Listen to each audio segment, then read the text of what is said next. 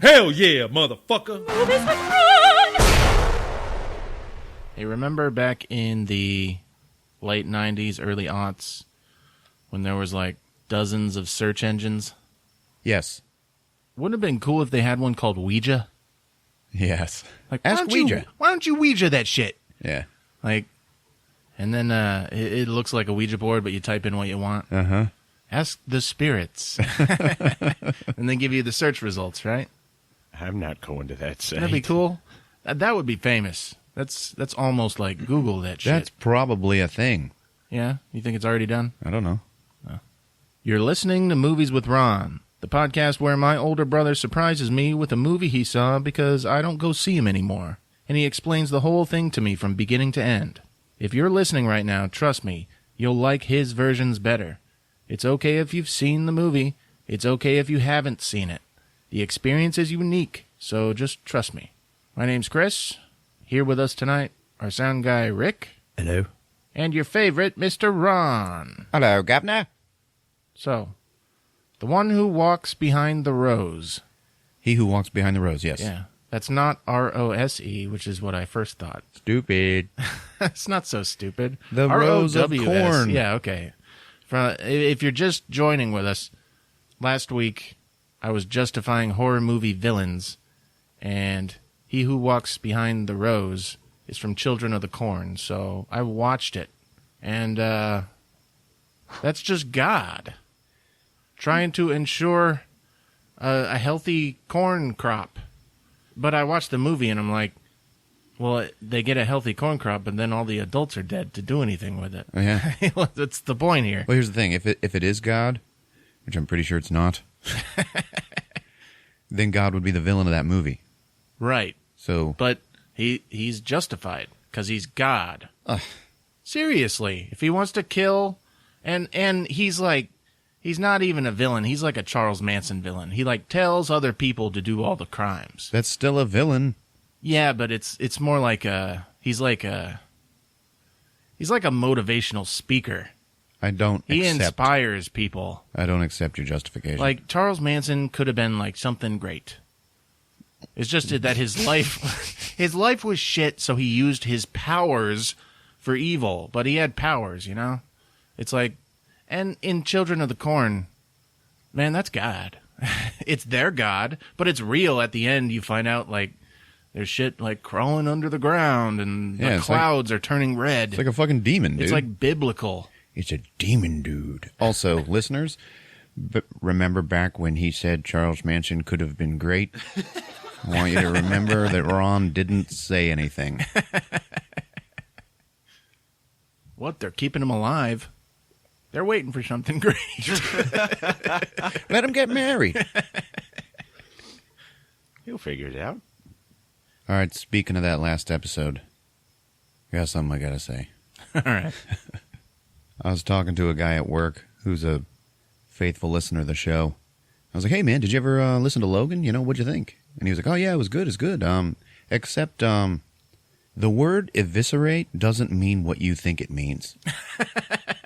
And I was like, what? What are you talking about? And I thought I remembered, you know, when I used it.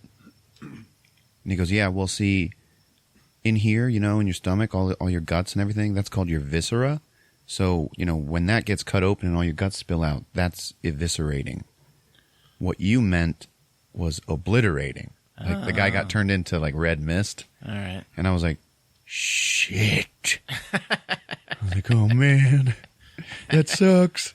So then that got me thinking. And on High Alert, when you gave me the preliminary edit of our Kong episode, and I caught, like, 3 different times when I said something stupid. I was talking about Kong, like, swinging things around like a shot put. What I really meant was like a hammer throw. What's a shot put? That's where they're like holding a little ball next to their neck and then they run and throw it. Oh, yeah. Next to their neck. The fuck? And I did that twice in the episode. Swinging it around like a shot put. Everybody's like, what? Kong did that? And then later, like at the end, I was like, so then Loki's standing there, he's yelling at the person who's behind the one-way mirror. It's a two-way mirror. No. That's confusing. That's whoever made that term. They're in the wrong. Anyway, sorry, guys. Hey, remember when I brought up that pencils used as weapons Yeah. in movies? It was put that in your movie, it could be successful. And I wanted more. Yes. Well, I found more. All right. It's from a Redditor named Lundgren's Front Kick. Now, they really like Foghat. So apparently, if you have a Foghat song in your movie, particularly Slow Ride, Yeah. the average Rotten Tomato score is 55%. Not that great. It's not going to hurt your movie, Yeah. but the reason why is most movies got really good ratings, and what brought it down to 55 was that movie Jack Frost. With Michael Keaton, Snowman. Yeah. But, okay, if you have Foghat music, your inflated domestic box office is $69 million on an average $40 million budget. So you're still turning a profit. Yeah. Put Foghat in your movie. Just don't put an animated snowman in it. Hell yeah. Also, movies that feature jet ski action scenes. An average Rotten Tomato rating of 29%. Like, you can't think of any good movie that had a jet ski in it, right? No. No. Sucks. Don't do that shit. Can you think of any? I don't know, but I rode a jet ski. I felt quite actiony. I think boat scenes are good. Speedboat scenes, chases. Ooh, face off. Jet skis? Jet skis is too, Yeah, but when I was riding one, the instructor was like, you have to full throttle it. Stop fucking around. Because I couldn't keep up with the group. And when I did it, I had to, nut up. And that's when I felt it. Oh, yeah? I gotta get to him in time. I bet that was amazing. It kind of was. You want some more horror movie villains? You got any? The Blob. You've got this one. Dude, it's this... Did anyone try to communicate with the Blob? I don't think they could. Did they try? No. No, like subsonic waves. It could respond. I don't know. Yeah. What is the Blob? It's a living thing. It's an alien. Yeah. What do you do with an alien? You don't- get eaten by it. Well, yeah. This has been going on for so long. We're trying to explain why they're evil. We're trying to explain why they're not so evil. That they're Why they're justified. with a in their skew actions. in perspective. They might be good guys. How about the tall man? Ooh. He's trying to save his race. He ended up being an alien too, right? Yeah, I think so. All right. And he's just using dead people. Yeah, that's true. Yeah. Is those brothers getting involved? Yeah, but They're not Steve, supposed to? he's using dead people, and yet somehow leaves behind towns completely empty, and everyone is gone or dead. So, Yeah, you're right. yeah, no. Hey, I was given a compliment the other day about your laughing during my recaps. Oh, yeah? Yeah, they said, he's like your own personal Ed McMahon. I was like, oh, tell him. Hey, we got a review All right. titled Great Show from Fabulous as Fuck. All right. And they say, on a road trip, out for a walk, or dying at work, it's the best hour of your life. Enjoy. Hell yeah. Thank you, Fabulous as Fuck. Thank you, Fabulous as Fuck. Thank you, Mr. Asfuck. All right, recommendation. Let's recommend, from 1989, Major League. All right. Yeah. See, I wanted to do like a sports movie, Hey, Joe Boo. Could have done Mighty Ducks. Up your butt, Joe Boo. Even if you don't know anything about baseball, they make you like baseball. Yeah, in man. the movie. They make it something. Plenty, yes. It's about the Cleveland Indians. They get a new owner. This bitch. Yeah. She's the villain. she wants to get the team sold. So she wants them to perform the worst. So she gets a ramshackle squad of baseball players who she thinks are going to be the best at losing. And that involves a pitcher, fresh out of prison, played by Charlie Sheen. Also, the catcher he's old, should be retired. What's that guy's name? Tom Berenger. Tom Berenger, right.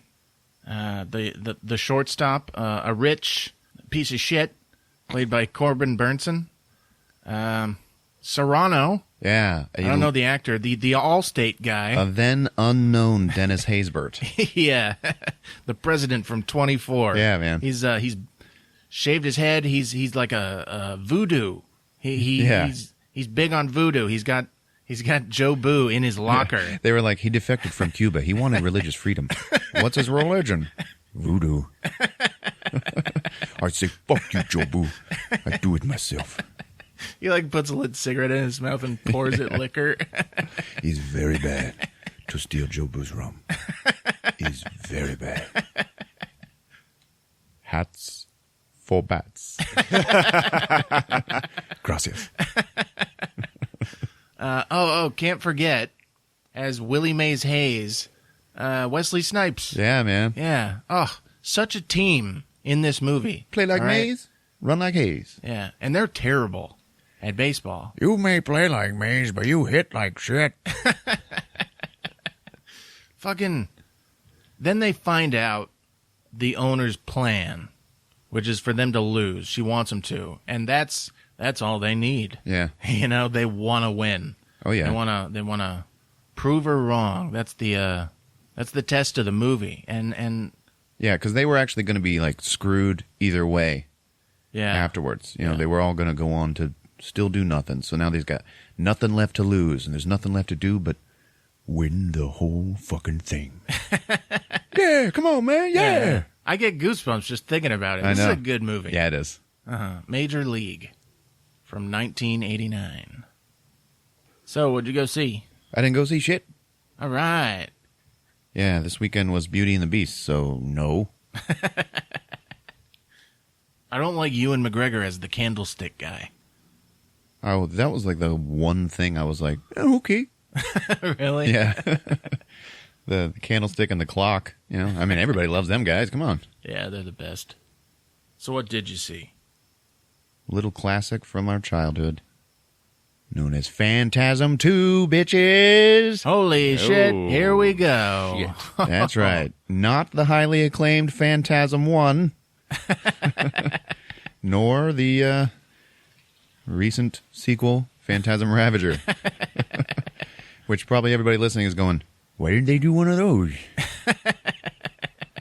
Because Phantasm 2 is the aliens yeah, it is. of the alien universe. You know? That's also the movie that I actually saw first. I saw it before I saw Phantasm. Yeah. And I saw that in the theater. So to me, that's always like my first love. And I love James LaGrosse in it. Everybody else hates him in it.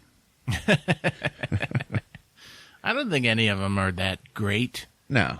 It's all about the idea of what the movie's about. Yes. And, Like the story as a whole is like, man, that's a cool story. yeah. And the second one manages to be like the most Hollywoodish, Uh-huh. you know, which I think is good for it. Yeah, it was propelled by Universal. They were like, you know what? Because I guess they got a new studio head at the time, and he was the director's former lawyer. Yeah. He's like, hey, man, all right, you want to do Phantasm? Fuck yeah, let's do this. The problem, though, you know those two actors that you had in the first one? We're going to replace them. Both of them, you know, Yeah. Michael and Reggie. And then Don Coscarelli was like, no.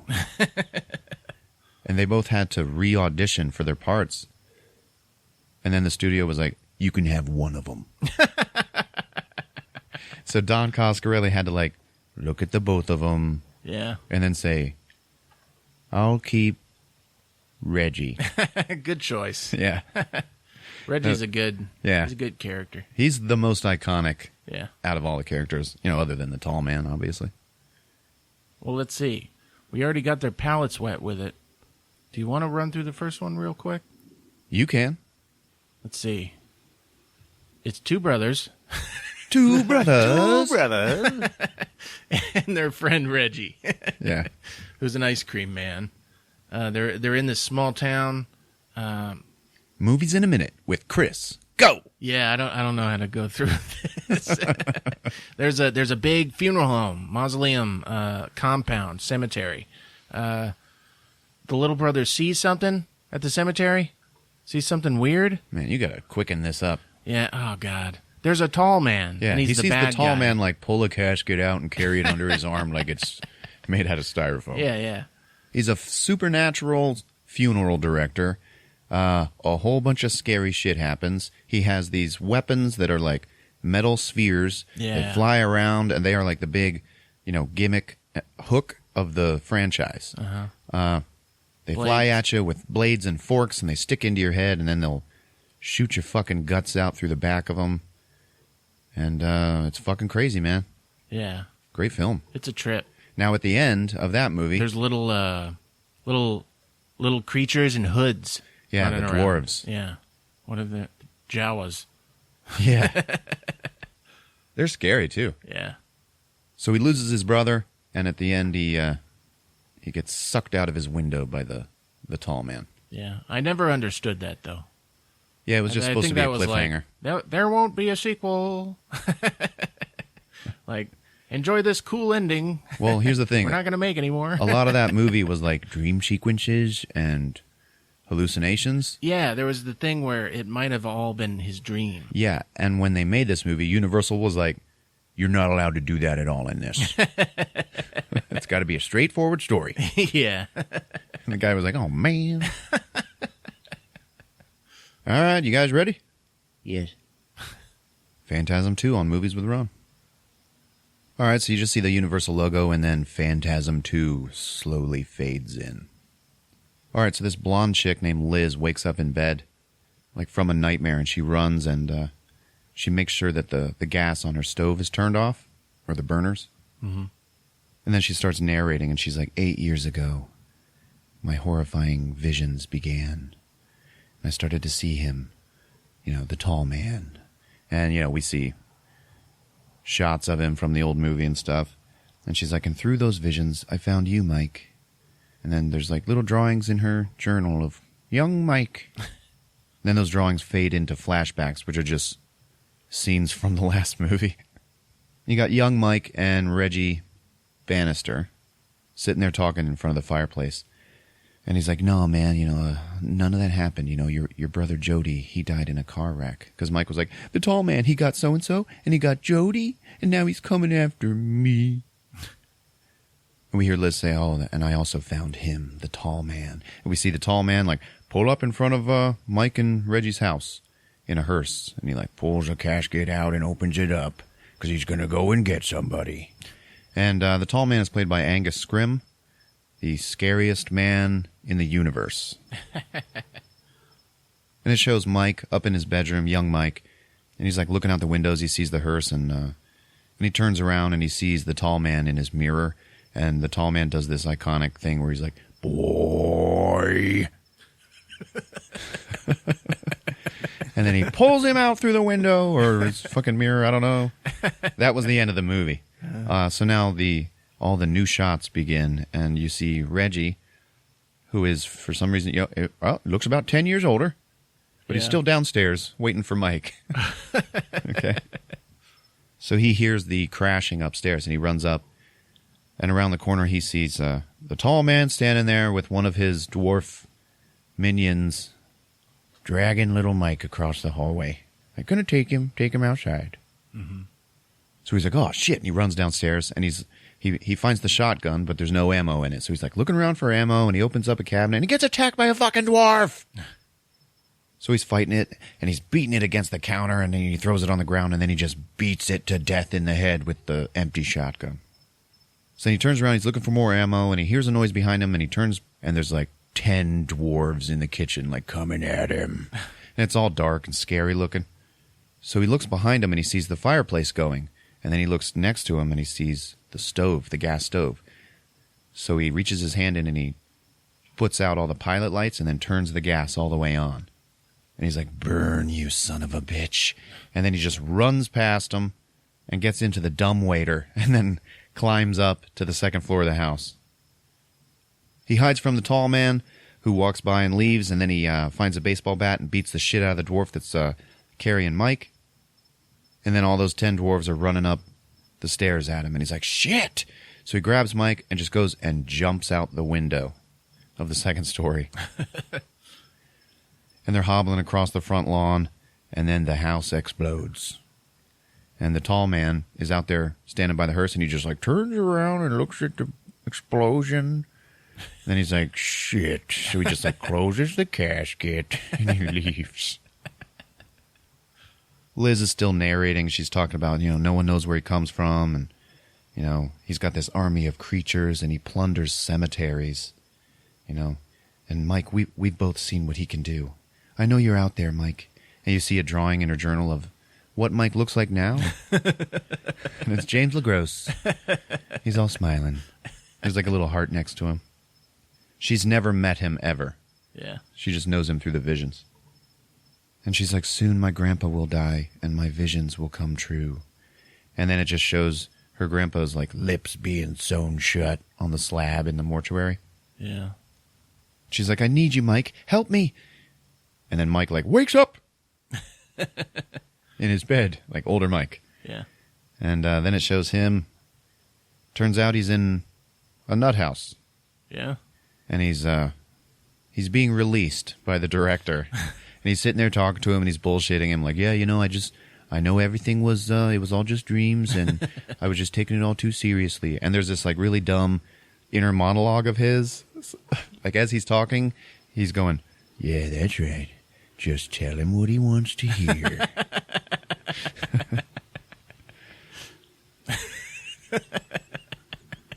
So the guy's like, all right, I guess you're normal now. All right. Goodbye. And remember, Mike, it was all in your imagination. And he like stamps his paper and gives it to him. Mike's walking out, and he goes, like, fuck it was. So then it just cuts to Mike. It's nighttime, and he's got a pickaxe, and he is digging up graves in a cemetery. That's what he did when he got out. Yeah. Reggie actually goes and finds him, and he's like, I thought I'd find you here. And Mike's like, yeah, well, look at this. And he opens up this casket, and there's nothing in it. He's like, it's empty. This is the third one I dug up, man. And then Reg is just like, well, I mean, what do you want, Mike? It's no big deal. Who cares? He's like, I want to stop him, goddammit. He's like, yeah, Mike, oh yeah, that thing about, me blowing up my own house to stop the tall man that you're always talking about, that didn't happen, okay? Jody died in a car wreck. None of that was real. The doctor said that was all in your head, man. And Mike's like, man, fuck those doctors, and fuck you too if you don't want to help me.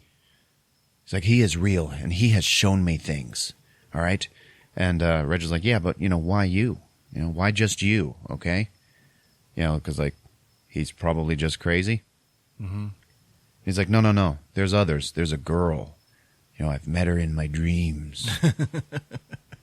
He's like, I can find him, man, I can find him, but to kill him, I need you. I need your help. And then they see some flashlights coming from the cemetery guards. And he's like, well, oh, man, let's get out of here, Mike. Come on. So now they're in his car, and Reg is like, yeah, man, Aunt Martha, she came down, and, everybody's real excited to see you. She's cooking a turkey, and little so-and-so, she just can't wait to meet her Uncle Mike, man, I mean, you were in there for like 7 years or whatever, and, it's just going to be really nice. And then Mike gets a vision right then of the knobs on the stove turning on, and he hears the tall man say, welcome home, boy. And then Mike just goes, Reg, we got to get the people out of your house, man. The gas, it's going to blow. And then his fucking house blows up right there in front of him. Jesus. And Reg is like totally grief-stricken, man. He like gets out of the car. He's trying to run into the house is just a ball of fire. Yeah. And he's like trying to run in it. And Mike has to stop him, man. And it sucked for Reg. So then it just cuts to the funeral. And it's daytime, and They're both wearing suits and shades. And they look real cool and like ready to get shit done. Reg looks at Mike and he's like, you knew. You knew before it happened, Mike. He's like, yeah, man, I'm sorry. I'm just so sorry. He's like, all right, let's go, Mike. We got things to do. And then they drive away in the badass 71 Cuda hardtop that is very famous from these movies. Yeah.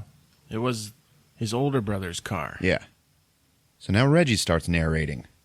And he's like, Mike didn't need to ask me anymore. I enlisted for the duration. So we were going to go and kill this motherfucker. Then it's one of my all-time favorite scenes in any movie ever, and they break into the hardware store. Oh, yeah, the shopping scene. Yeah. Yeah. It's The, those free-for-all. Yeah, the frolicking montage. Man, I love it. So they're in this hardware store, and it's like a small one, and it's back when you could buy guns in hardware stores. And they're like pulling all this crap off the shelves, like sledgehammers and hatchets and stuff, and gas, acetylene tanks and stuff. And Reggie goes to the guns, and he's like pulling down rifles, and Mike is like, "Oh no, Reg, long guns aren't going to work. You know, anything we use against these guys." And then he holds up this small chainsaw. He's like, "It's got to work at close range." And then he walks away, and Reggie holds up 2 double-barreled shotguns, one in each hand, and he's like looking at them, and then he gets an idea. And now we see them like making shit in the hardware store, like grinding metal and, you know, putting stuff together. Yeah. All right, and Mike is making a flamethrower out of the acetylene tanks, and Reggie makes a quadruple-barreled shotgun. Fuck yeah. Hell yeah. Yes. The movie reaches a whole nother level when this stuff is created. Yeah. And, you know, they're side by side, but he has cut the barrels so that it's like they come out in a point. Yeah. It's badass, man. Yeah, it is. The quad barrel. So then they're leaving. Oh, and Reggie stops and he opens up the register and then drops a big wad of cash into it. Because he's a good guy. So they're on the road, and Reggie's narrating. He's like, so we were heading northwest, man. All right. You know, and the tall man, he leaves like dead towns in his wake, so he's not really hard to follow. And they're driving through weird, old, dark, creepy ghost towns and stuff. Mm-hmm. And he's like, sometimes he lays traps for us, too. Then they pull up to the cemetery, and they're like, oh, man, we're too damn late. And then the camera rises up above it, and you just see every grave in there is empty. Mm-hmm. It was pretty spooky looking. They're like, let's check it out anyway. So they go up to the mortuary, you know, it's right there in the cemetery. Mm-hmm. But they got to put all their gear on first. You know, they're putting on all these ammo belts and pulling up their weapons. And Reggie puts on a hat that says, Boogie Down. They get up to the door, which is all nailed shut. And, you know, painted across it, it just says, Burn in Hell. So then Reggie chainsaws through it. And they get inside, and the place is all candle lit. Like, there's burning candles in here. All over the place. So they split up, and they're exploring, and Mike ends up in the, I guess, the embalming room, or whatever you call it. Yeah. The prep room. Mm-hmm. And there's this dead, hot, naked chick laying on the slab. She's got, like, long, dark hair. And he just walks by her, and he's looking at all these weird, like, you know, jars full of formaldehyde and stuff, and there's a couple of urns on the table, and then he hears something splash in one of them, and then he like backs up, and he just decides to go ahead and just leave the room. So he's walking out, but then he turns around and looks again, and the dead hot chick is gone. Yeah. And then he hears, Mike, Mike, and he runs to Reggie, who is in the crematorium, and Reggie's like, hey, he left one, man. He left one here. And they find there is one of those robed dwarves, like in the corner of the room, yeah. And it's slumped down in the corner, and it's like whimpering and shaking. And they're walking up to it, and Mike's like, "Who are you?" And it's just going like, and then he lifts the hood off, and it's Liz with tape over her mouth. And he's like, "Oh my God, Reggie, it's her! It's the girl from my dreams!" And Reggie is just terror-stricken and looking at her back, which is still covered in the robe, but is moving. Okay? There's like something under it moving around. And then he pulls the cloak back. It is like one of the most disgusting things ever. Her back has been like hollowed out and nestled down into the cavity. The bloody cavity is like this fucking worm monster. That's like it's like in there eating her and like living there. And it just like rears its head up and it's got a human face on it. And I guess it kind of looks like the tall man. Yeah, I think it's supposed to be the tall man. Anyway, it is fucking gross. And then it just turns and looks at him and it says to Mike, "You play a good game, boy. Come east if you dare." And Reggie just goes, "Get the fuck back!" And then he just burns it.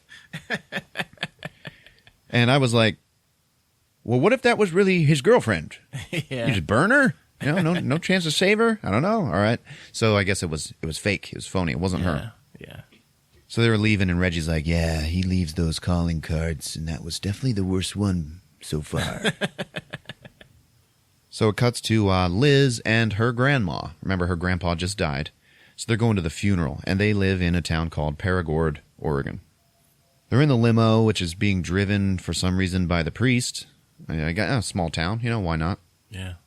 And the priest is a weird guy, he's just got a weird air about him. They pull up to the funeral home, and there's these two equally weird, like, funeral home workers, and they're twins. Uh-huh. And they're like all pale, and they don't talk. And they walk side by side, and they do everything that funeral home people do. Yeah. But something's wrong, all right? Mm-hmm. So they're in there, and Liz is walking around kind of exploring the place. Like walking down the mausoleum with all of the inurnments. Yeah. And she just sits down to, collect her thoughts, and then to her left, she sees a fucking dwarf run by the hallway. Just out of the corner of her eye. And it's like... That happens a lot in this series. Yeah. Little fleeting images of the dwarves running away. The scary-ass dwarves. Then she looks down at her hands, and she has, cut into her palms with her fingernails.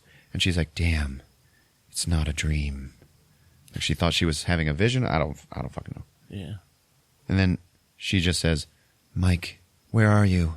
And then Mike wakes up in the car. And he's like, "Reg, she's in danger, man." "We're close." And Reg is like, yeah, man, I get it. You say she's here, you say she's there, she's everywhere, but I'm really just I'm not convinced. You sure she's not just a wet dream, man? And he's like, "No, man, we're close. I'm going to find her." And him. The tall man. Yeah. So then it cuts to Grandma standing over her dead husband in the casket saying goodbye, and it's pretty sad. And the priest is standing behind her, and he looks all troubled. He's staring at her and staring at the body, and he's kind of shaking and stuff. And then the grandma leaves, and then the priest just pulls his flask out and drinks. He walks over to the body, and he's standing there, and he's like, "Lord, forgive me. Forgive me. I need to help me end this sacrilege. The things that I've seen, Lord. It must be stopped." And you're like, "What?" And then he pulls this giant fucking knife out of his jacket. And he raises it over the body. And then he just slams it down into this old dead man's chest. Yeah. Into his heart. And then behind him, the grandma came back. And she sees it, and she just, and faints. So Liz is still exploring, and she's walking, and she pulls one of her hairpins out of her hair, which is long and sharp. It's not just like a regular bobby pin. And she's just holding it. And, I think she did that because she saw a dirty casket that was in the hallway, on rollers for some reason. It's been exhumed. Yeah. She's walking up to it, and then all of a sudden, a hand claps down on her shoulder, and she turns around, and it's a fucking tall man. But she doesn't know who he is, really, so he just says to her, "The graveside service is about to begin." And she's like, and she backs away from him and just runs away. And then he's still standing there, and he holds up his hand, and all the way through one of his fingers is the hairpin. And there's a little drop of yellow blood hanging off the end of it. And then he reaches up and puts the blood on his tongue. Like, and he's like shaking and it's all fucking weird. And then he gets this look on his face like, yeah. So then it cuts to the priest and he is at home drinking Jack Daniels, trying to come to terms with whatever he has found out is happening in his town, okay? So he's drinking and he's praying, and then he hears a noise at his front door, and he walks up to it, and he's about to open it, but then he just decides to do the chain latch instead, and just, because it wasn't latched before, he latches it, and then he walks away, and he's like, oh, it's just a tree limb, or the wind, you know. And he runs back over to his desk, and he sits down, and he starts taking more shots. Okay? And then he hears the noise again, and he turns around and he's like, damn this wind! He walks up to the door, and the peephole on his door is actually like a big square that you can open a little door to. Yeah. And he opens it up, and on the other side of it is the old grandpa's dead-ass face. And he's like, ah! Then it cuts to Liz, and she has put Grandma to bed, and she's checking on her, making sure she's okay, and then she leaves. So the grandma's sleeping, and then she wakes up. She hears some creaking in the room. She's looking around. There's nobody there. And she's like, Liz? There's nobody there. And then she had sat up. She lays back down and looks to her right, and there's her dead-ass husband in bed with her, like looking at her. And she screams. Cuts to Mike and Reg on the road, and Mike's kind of in and out of sleep, and as they're driving, they pass a hitchhiker, and he's half asleep, so it's just kind of like a dreamy sequence there. And but as they pass her, he looks at her face, and then he remembers that he's seen her before. She was the dead, hot, naked chick on the table. Mm-hmm. So then he wakes up, and it turns out Reg actually picked her up. So she's sitting in the back seat, and her name is Alchemy. And Mike's like, hey, Reg, would you pull over? I got to pee, man. And so him and Reg both go out, like walk into the bushes to pee. And Mike's like, we need to cut her loose, man. She's just in danger hanging out with us. And Reggie's like, oh, come on, man. I'm just saying, it gets kind of hard out here on the road, And like he obviously wants to fuck her. Yeah. And Mike is like, yeah, you're thinking with the wrong head, Reg. She's in danger. I've seen this girl before in my dreams, man, except she's dead. And Reggie's like, okay, well, then she's in danger either way, right? So if she's with us, we can protect her. That's logical, right? And Mike's like, yeah, in a horny sort of way, I suppose you're right. So she's going with him, and they're going to Paragord. So Liz, in her house, finds her grandma is gone, and the window's open. And she freaks out, and she looks over at her nightstand, and sticking out of the top of the nightstand is the hairpin with some yellow blood around it. And then she just hears the tall man's voice who says, if you want her, come tonight. So then Mike, Reg, and Alchemy are riding through this ghost town of Paragord. And Reg is like, yeah, we need a place to hole up, man. And she's like, my uncle owns a B&B. And you guys have been so nice to me. I'm sure he'll give you a room. And then Reggie, smiles real big. Mm-hmm. So it's nighttime, and Liz is wandering through the cemetery. And she walks up to this grave that is marked Alex Murphy. You know who that is? Who? That's RoboCop. And she sees that it is empty.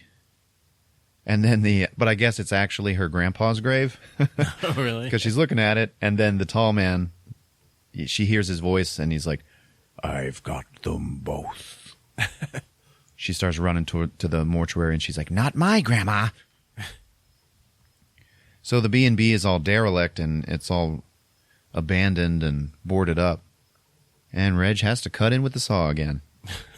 Liz is wandering around the mortuary. There's that scary Phantasm music happening. Yeah. And then it shows Reg and Mike booby-trapping all of the entrances to the house. To keep things safe while they're inside. Mm-hmm. And he rigs a fucking hand grenade to the front door with a string on the pin. Yeah. And all sorts of stuff. There's a shotgun pointed at the windows with strings on the trigger. So they're going to go out and check out that cemetery, and Alchemy's like, no, I want to go with you. Nah, babe, stay here where it's safe, okay? We won't be gone long. And she looks at Reg, and she's like, will you wake me up when you get back? And he's smiling. He's like, yeah, sex. So Liz is in the mortuary, and she spies one of those weird twin morticians, and he's embalming a body, and she walks out into the hallway, and there's this weird dude in a gas mask and, like, overalls pushing a dirty coffin down the hallway. So she hides, and that's when Reggie and Mike arrive at the cemetery. And they see more dudes in gas masks digging up graves outside. And then Mike is like, Gravers. they gave them a name. He's like, they exhumed the bodies for him. So then Liz is following the other graver. And she's walking down the hallway, and she passes by who she doesn't see, but we see the priest is there. And he's like scared, and he's hiding, and he's praying. Yeah. So I guess Grandpa like brought him back to the thing. And then just let him go to run loose in the place. Yeah. After she passes, the priest comes out, and he's wandering around the hallways. And he finds this weird altar. You know, it's all candlelit, and there is this little box on it that is a little mini little coffin box. Shaped like a coffin. And he opens it up, and there's this weird sound inside of it. And he gets scared of it and walks away. Shuts it, walks away. He's walking down the hallway, and he's blessing every one of these inurnments that he's passing, you know, with the sign of the cross. And then behind him walks up the tall man. He's just standing there. Priest turns around and sees him, gets all scared. And then the tall man just goes, "They have no need of your services." And he's like, oh, he's shaking and stuff. And who are you to question God's servant? And then the tall man's just staring at him. And then the priest's crucifix just starts floating up in the air. And then it wraps around his neck and lifts that dude up into the air. And he's hanging, he's choking. Tall man walks up to him and says, "You think that when you die, you go to heaven? You come to us." And then the priest screams, and then he just gets let loose. He hits the ground. And then that little mini coffin box opens up, and then 3 shiny silver balls come out. So the priest runs. He ends up running into Liz. He's like, "Oh my God, my child, what are you doing here?" She's like, "I'm looking for my grandma." He's like, "She's gone, man. She's gone. Your grandpa's gone. Everybody is gone. This guy is trying to take everybody in town. He's taking everyone. We have to get out of here. We have to warn everyone." And then they hear this sound, this bzzz, and he's like, What is that? And he's like, "Stay here. Let me check it out." Walks out in the hallway, and then around the corner comes one of the balls, flying through the air. And he's like, "Oh my God." And then in midair, we see the ball, and there's this little buzzsaw that like sticks out the front of it. And it zooms right past the guy's head and cuts his ear off. Yeah. He's like, "Ah!" So it passed him, cutting off his ear on the way, and then it turns around and comes back. And now it sticks its forks out the front. Uh-huh. And it slams right into this asshole's forehead. Okay? And then he's like, "Oh!" It doesn't kill him, you know. He like grabs onto it, but then out at the front of it, this little drill bit comes out bzzz, and drills into his head. So he's like struggling and trying to pull it out, but he can't. And then all of his blood just starts shooting out the other end of the ball. Yeah. So then he's dead. And Liz is like freaked out, and she's backing away. And she backs up right into the tall man, who grabs her by the throat and lifts her up. And he just goes, "Hello again, and goodbye." And then he throws her. He throws her, and she like flies through the air. And then in the dumbest and funniest way, she just like bounces off of the wall and hits the ground.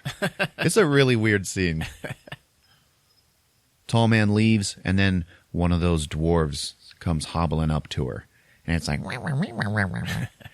but as it walks up to her, it goes like, you hear it's a woman's voice, and she's like, "Elizabeth, Elizabeth, Elizabeth." And she's like, "Oh my God, Grandma." And then clubs her over the head and starts dragging Liz away. Then Liz wakes up, grabs another urn that's sitting there, and then clubs the dwarf over the head. She's running, and she's like, "Sorry, Grandma." Like, "Yep, no big deal." Runs outside into the cemetery and falls into a grave. Okay, and she's like screaming, and she turns around. Oh, she gets grabbed by a graver who's in there with her already, wearing the gas mask. And she's struggling, and then the guy pulls his own gas mask off, and it's Mike. Yeah. For some reason in a gas mask. And she's like, Michael! And he's like, babe. And then they kiss. Yeah. And then Reggie walks up and he's like, what the hell's going on here? He's like, hey, man, this is Liz. This is the chick. It's really her this time. So then some hearses drive up and they're like, oh, let's hide. And then they all escape.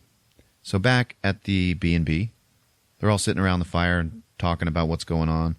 Liz is telling them about the priest and the ball and the grandma dwarf. And Mike, like, knows all this already. He's like, yeah, tell him about, I guess they squash him down. And, he turns him into those dwarves, and then he ships him off to God knows where. Reg is like, yeah, they got Mike's brother, and they got my whole family. And then they're like, okay, well, let's all go to bed. Liz is like, I don't know if I can sleep. And Mike's like, I'll watch over you. And they go upstairs. And then Reggie turns around and looks at Alchemy, and she's like, got a big old sex face on. She pulls her shirt off and leads him upstairs. And he's like, all right. Then it shows Liz and Mike, and they are sleeping on top of the covers, fully clothed. Yeah. Real lame. And then one of them is like, hey. And like, oh, I love you. And it turns out they're not even speaking with their mouths. They're like communicating with their minds. Yeah. And she's like, yeah, we're actually dreaming. And she's like, we're different, Mike. That's why he wants us. And then Mike's like, I love you. She's like, I prayed for you to come along.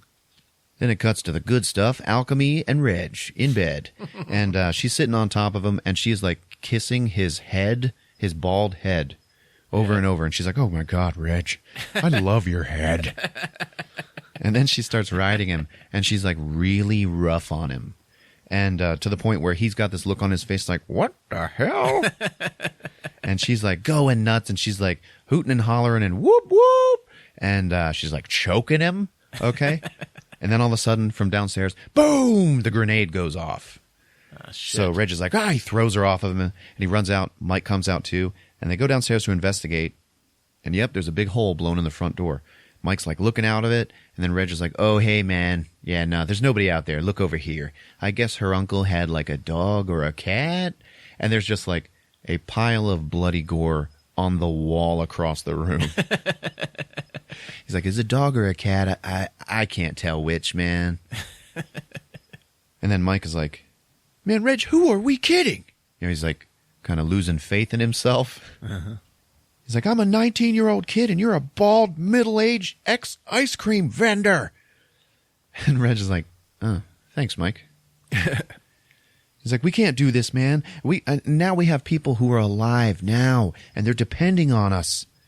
And it cuts to Liz upstairs, and she's like, oh, the explosion woke her up, too. She's walking around the windows, and she looks out one of the windows, and it's a fucking tall man, and he grabs her and pulls her out. Takes her, throws her into the back of a hearse. I guess being thrown into the back of the hearse knocked her out.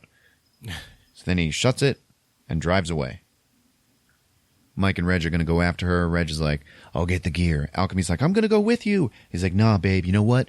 Take Liz's car and drive south, okay? I will find you. I promise I'll find you if I'm able. And she's like, what does if I'm able mean? And then they just leave. So now they're on the road, and they're chasing after the hearse in the CUDA, okay? And Mike's driving, and he says to Reg, all right, load up. So he loads up the quad barrel. He pulls up alongside the hearse, and then Reg is looking into the driver's side, and he just sees the tall man turn his head and stare at him. And then Reg is kind of like hypnotized a little. Yeah. Maybe a little frozen with fear. And then Mike just wakes him up and just goes, well, shoot the fucker! But before he can shoot him, the tall man like rams the car and then runs them off the road. So then they flip and crash. Tall man just speeds away to the cemetery. Mike wakes up in the middle of the road. There's like a tree that's on fire. And he goes over to the upside down car, and Reg is still in there in his seatbelt. And he's like, it's jammed, man. Give me a knife or something. And then Mike gets out, goes around to the trunk to get all their supplies. But the CUDA is leaking fuel. And he turns and he looks at the stream, and it's heading right towards the burning tree. So he's like, oh, shit. So he gets the knife, and he gets down into the car with him. And Reg is like, come on, man, get out of here. There's no reason for us both to fry. He's like, nah, man, we're in this together. He cuts his belt. They get out just in time. The car explodes.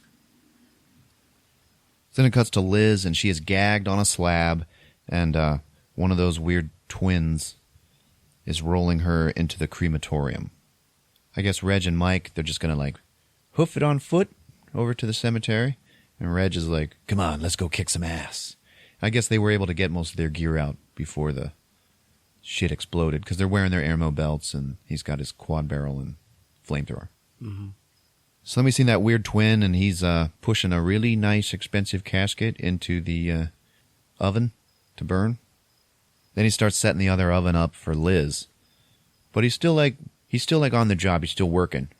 So then he has to turn around, and he scoops the cremains out of that oven, and he puts them in the grinder, and he's grinding them up and smashing them with a mallet, smashing up the bone chunks that are still in it. Yeah. And then he pours them into a bag that is marked Mr. Sam Raimi. That's the director of Evil Dead, everybody. Yeah. So then Reggie and Mike break into the mortuary, and they end up in the embalming room. In there, Mike finds this weird metal door that it's like humming. Just, He doesn't know really what's going on. But next to it is this big round hole with these 2 slots in it. He's talking to Reggie, and he's like, hey, man, I think it's a keyhole. Like one of those weird, brain suckers, the spheres. Yeah. It's the key. We need to catch one so we can get through this door. And then Reg just laughs at him and goes, yeah, okay, Mike, you catch one. So then they split up. That's what I love about these 2 guys. They are never afraid to split up. Yeah. And they are always in the scariest places.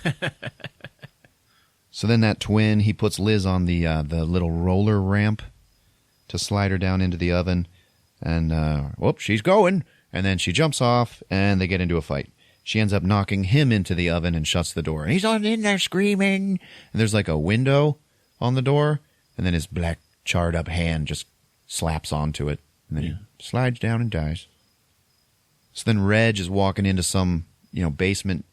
And as he's coming down the stairs, we see behind the stairs is a graver with his gas mask. This place is bustling with activity. Absolutely. So he's down in the basement, and he's like, Liz? And it cuts away to Liz in the hallway, and she hears some weird metal humming, and then around the corner comes a fucking ball. She's like, oh, shit. She runs. It chases her with its forks out. And then all of a sudden, Mike just saves her. He pushes her down or something out of the way. Uh-huh. Right then, the other twin attacks them, and he's got a hatchet in his hand. They're all struggling and stuff, and the ball ends up accidentally hitting him and pinning his hand to the door behind him. And he's sitting there, and he can't free it. It's just jammed into the wood. He's trying to pull it out. It's not working. And then another ball comes around the corner, and this one is gold. They've all been silver thus far. Yeah. This is like the Rambo ball. I think that is what they were calling it when they were making this movie, because it's special. It's got like lasers and shit. So it's coming down the hallway, and that twin who's stuck to the door, he sees it, and he starts freaking out because he knows he's about to get screwed. He can't escape, and then he holds up his other hand. He's got the hatchet in it. And he's like, all right. And he just cuts his own hand off and runs. Yeah. Then the gold ball ends up training on Mike and Liz, and it's following them. So they go and they hide behind some door and shut it. And they're like, okay, I think we're safe. And it shows above them, smoke starts coming up like it's burning through the door. Meanwhile, Reggie is in a fight with that graver in the basement. And this guy's like growling at him and stuff, and they get into a struggle, and Reg pulls a drill off of his belt and drills this guy right up into his armpit. And the guy obviously recoils because that shit would hurt. And then Reg like picks up his chainsaw, and he starts revving it, and he just goes, "Come on, you mother!" And then the graver like walks over to a shelf and picks up another chainsaw and pulls it out, and it's 4 times as long as Reggie's saw. And he revs his up, and Reg is just like, oh, shit. Cuts back to Mike and Liz, and a rat runs across the room and scares Liz, and she freaks out. And then the ball makes it through the door because it has now burned a hole in it. Comes in, boom! And then they just hide, And then the ball comes into the room, stops, and then starts sweeping the room with a red laser scan. Like it's looking for movement or body heat or something. And you're just like, damn, that's cool. Or I was when I was a kid. I was like, this is the coolest thing ever. It ends up finding the rat and then pew, shooting it like the fucking Predator. So then Mike and Liz run, and it's following them, and they're running, and now in one continuous shot, they keep slamming doors behind them, and then it just busts right through them. It happens like 3 times in a row, and then they get through a metal door and slam it shut. And he's like, oh, metal should hold it. It's cool. So then they walk away, and then we see a little bit of smoke coming from the door again. Like it's coming in. Just going to take a minute. Right then, Liz gets attacked by that twin that cut his hand off. And now we can see where they are in the mortuary, and it is the casket showroom where you can choose which one you want to buy. Yeah. They're struggling, and then the ball makes it through the door. The metal door in the casket showroom. It flies through the door and goes right into that asshole's back. He has the worst luck ever. It throws him across the room, and then it's stuck into his back, and then it starts drilling in, and it drills and enters into his back and starts like drilling through his body and moving up his chest cavity. And he's like freaking out, and it's flopping him all over the room, and then it like goes up through his throat, and you can see it like an ostrich swallowing an orange. Yeah. And then he just falls face down and he's dead. And then Mike like walks over to him and like turns him over, and then that gold ball is like sticking out of his mouth. It's like stuck there, but its drill is sticking out, and it's going like view, view, view, view, but it can't go anywhere. So they leave. Meanwhile, Reggie is still fighting the Graver. Okay, and they have a big old chainsaw fight. Like a couple of big swords. Ping, pang, pong.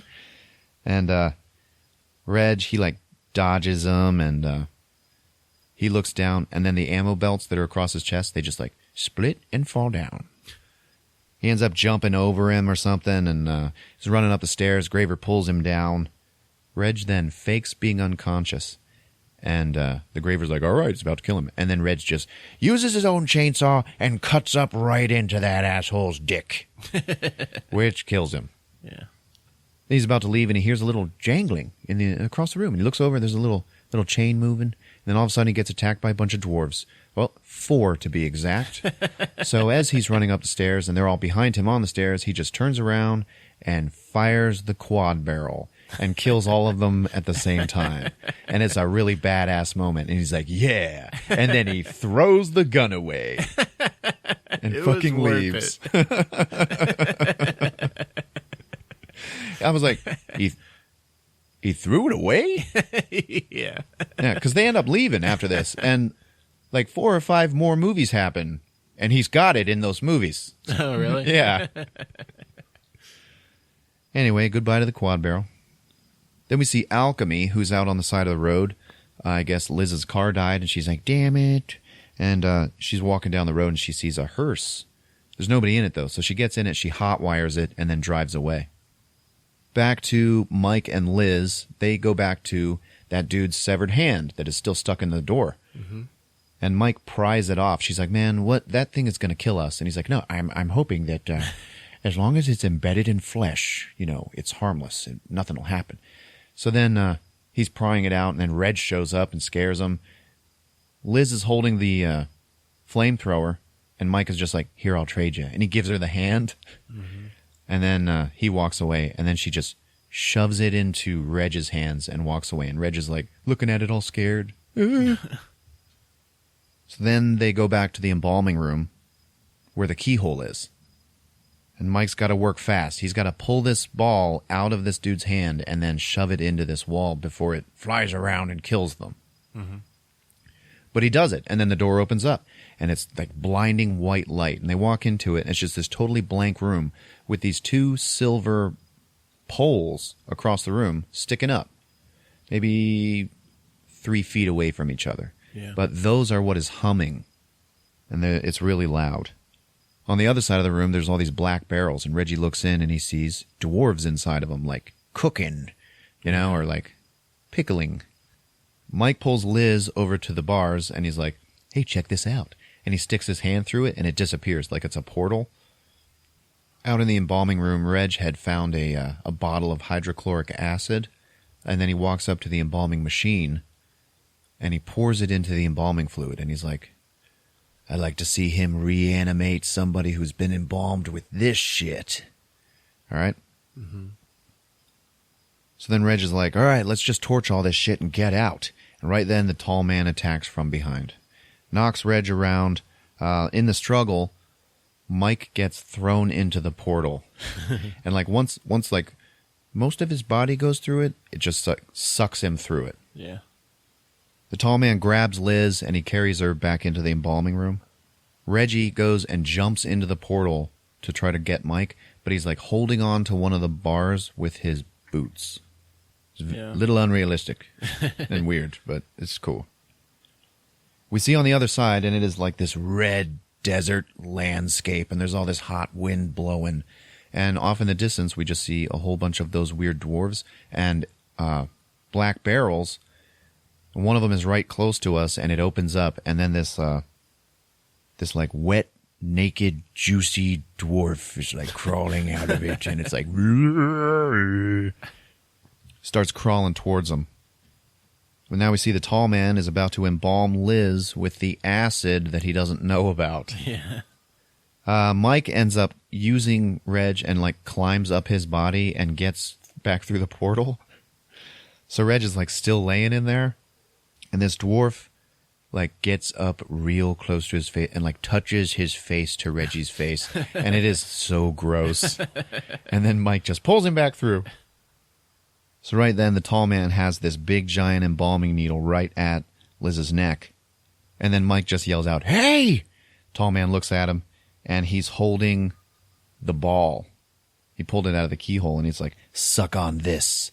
And then he releases it at the tall man. It goes right into the tall man's forehead. Immediately starts drilling and draining his blood, which is all yellow. Tall man struggles with it for a minute and then pulls it out and just crushes it like a Pepsi can and throws it onto the ground. Then he walks over and picks Mike up. And he's like holding him up in the air right next to his face. And then out from the tall man's forehead breaks this like weird bug-looking tendril. And just like comes out of his forehead and starts like whipping around and trying to grab Mike with its little pincer. Yeah. Okay. And Mike's like, oh. He's like trying to dodge it. And it like slashes his face just a little bit. And while that is happening, the tendril is what has your attention. But if you look at the tall man's face, it's obviously not Angus Scrim. It's a fake head. Yeah. But the look on his face is the weirdest thing. And like his eyes are closed and he's going like, it's so weird. Reggie runs in. Mike actually grabs the tendril and then rips it out of his head. It's all yellow and bloody and gross. And Liz walks up behind him, behind the tall man, and then stabs that big needle right down into the back of his neck. So the tall man's like feeling around for it, and he's like, oh God, he feels it. And then Reg turns on the embalming machine, and all of this acid just flows into his body and starts melting him from the inside out. It's all like draining out of his neck, and he looks at his hands, and all the skin just slides right off of him. And then at one point, he's like screaming, and then his eyes just pop. That's gross, man. So then he's like laying there dead. And Mike and Liz, they're hugging, and Reggie just burns everything. And they're like, let's get out of here. And on his way out, he's like torching the whole place, like Ripley torching the hive. Yeah. They run out the door, and right there waiting for them is Alchemy in the hearse. And they're like, all right, let's go. So she's like, yeah, get in, let's go. They jump in, and they speed away. Now, Mike and Liz are in the back of the hearse. So the only way that they can talk to Reg and Alchemy in the front is through this little sliding door. And Reggie's like, yeah, we nailed that son of a bitch. And they're all celebrating. And in the back of the hearse with Mike and Liz is a casket. And Reggie's like, hey, man, why don't you open that casket and make sure we're in here alone? Mike opens it up. There's nothing in there. He slams it shut, turns to Reg and is like, empty. And Reg is like, all right, that's the way I like them. Okay, let's go. And then Alchemy like pushes a button on the console, and then that little door just slides shut. And then she smiles at Reg like all sexy. And he's like, all right. And he looks at her and he's like, you know, babe, you could have run, but thanks for sticking with us. And then she smiles and she's like slowly twirling her hair in like a sexy way. Yeah. And then in a slow, sexy way just pulls it right out of her head, and there's this big bloody patch of missing skin now. And then Reg is just like totally horrified, and then she starts cackling at him, and he's like, ah. Then we see outside the car, and the hearse is just like swerving and swerving on the road, and Reg is just screaming like he's being killed in the front seat. Yeah. And then the hearse just stops. In the back, Mike and Liz are like, Reggie, no, Reg. And then on the window, a bloody Reg slams against it, and he's like, hey, and then he slides down, and he's dead. And then the hearse starts up and drives away. From outside, we see dead Reggie on the side of the road. This is the shittiest thing ever. Yeah. You know, he's like the most beloved character in this series. So they're driving, and Mike and Liz are panicking, and he holds her by the shoulders, and he's like, now listen to me. This isn't happening, okay? It's not happening. We're going to wake up. It's a dream. And then she's nodding at him, and she's like, yeah, it's only a dream. And then the little door slides open, and the tall man's face is there, and he just goes, no, it's not. And then these hands crash through the window behind Mike and Liz, and they drag them out, and then the credits roll. Yeah. Dun, dun, dun, dun, dun. Good movie. Yeah, I loved it, man. Yeah. That's it. Phantasm 2 on Movies with Ron. What do you think, Rick? Good Lord. You ever see this one? It's been a hot minute. Yeah, They keep ending them like that, and then they show up again I know. in the sequels. Like in the third movie, Reg is there. yeah. I don't know what the hell. I know they're going to remake it eventually. They should just start with the second one. That's Yeah. what I would do. And James LaGrosse never came back to play Mike. It was always the kid who played him in the first movie. And I'm sorry, I am in the camp that says James LaGrosse is better. Yeah. And I was reading some trivia, and like all the other cast members, they're the original cast members, and they all look back on James LaGrosse, like their experience with him, as like really fun. He was a good guy. And they all got along, and they all jived, and it was really nice. But Michael Baldwin, the original actor, is like, that movie sucks.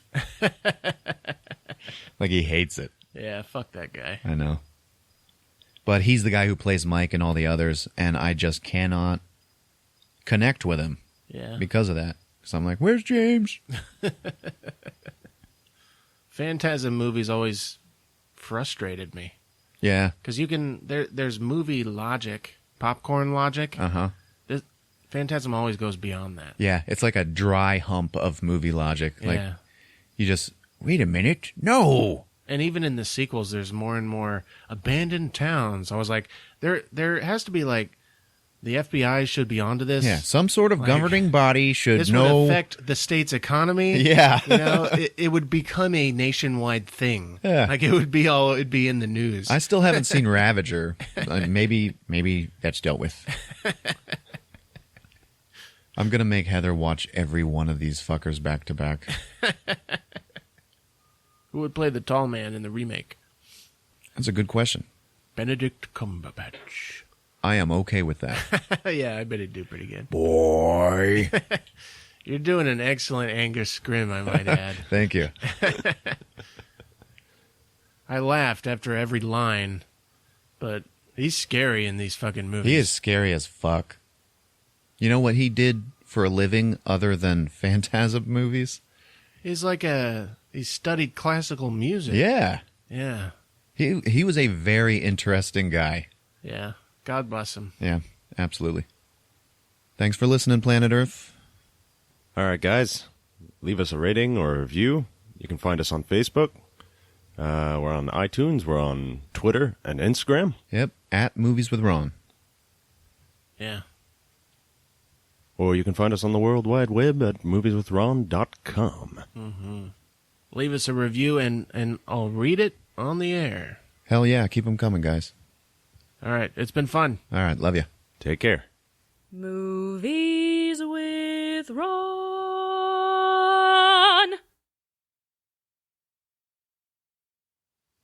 You play a good game, boy. Come east if you dare.